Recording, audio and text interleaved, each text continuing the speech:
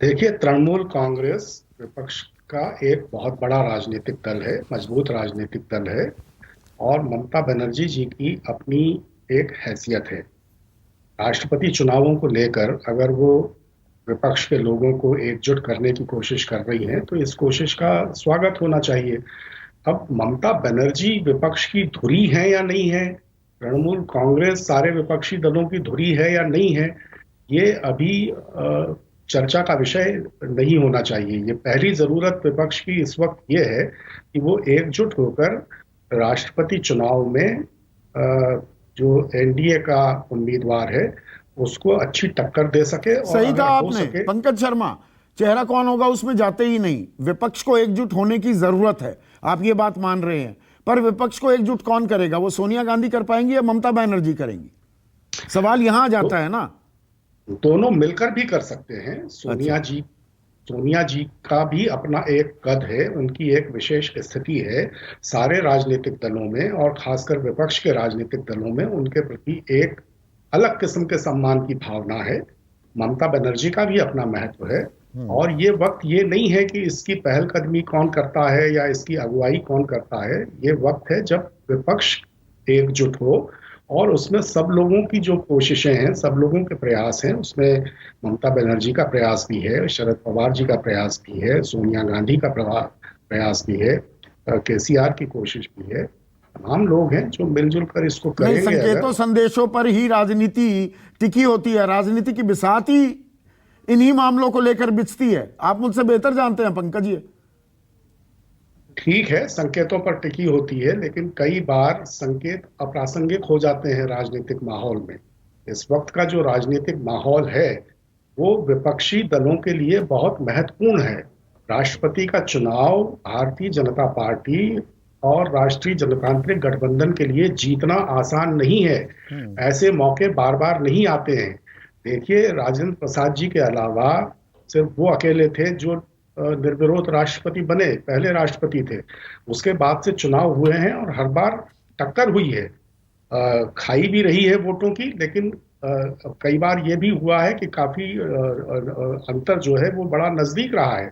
इस बार भी जो है, जो वोट का मूल्य है अलग अलग राज्यों का और उसका जो समीकरण है, उसके हिसाब से देखें तो विपक्ष अगर एकजुट हो जाता है तो वो इस स्थिति में है कि एनडीए के उम्मीदवार को हरा दे।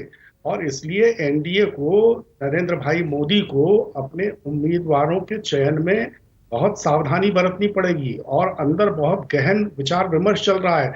आपने भी देखा होगा जो नाम चल रहे हैं, आरिफ मोहम्मद खान का नाम चल रहा है, दलित आदिवासी महिलाओं के नाम चल रहे हैं। तो विपक्ष को भी इस वक्त एक ऐसी रणनीति बनानी होगी कि किसके नाम पर आम सहमति तो हो एजेंडा सकती है। तय कौन करेगा? तृणमूल कर रही है, कांग्रेस कर रही है? फिर मैं मैंने वही कहा सवाल ना पूछ रहा हूं थोड़ा बदल कर। मैंने कहा ना कि ये मौका है जब कांग्रेस और तृणमूल कांग्रेस और बाकी सारे दलों को मिलकर एजेंडा तय करना चाहिए।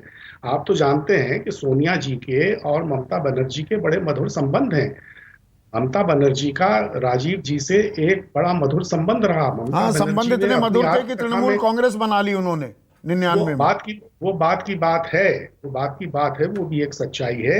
लेकिन अपनी आत्मकथा में ममता बनर्जी ने राजीव जी के बारे में जितने भावभीने अपने विचार रखे हैं, अगर आपने उनको पढ़ा है तो आप पाएंगे कि इस वक्त ममता 15 तारीख बनर्जी। को पंकज, क्या ये भी तय होगा कितने लोग जाते हैं? सोनिया गांधी जाएंगी? जाना चाहिए? अब ये तो आपको कांग्रेस से पूछना चाहिए, मुझे लगता है मैं कि जाना आपके चाहिए। तजुर्बे की दुहाई देते हुए ये सवाल पूछ रहा हूं।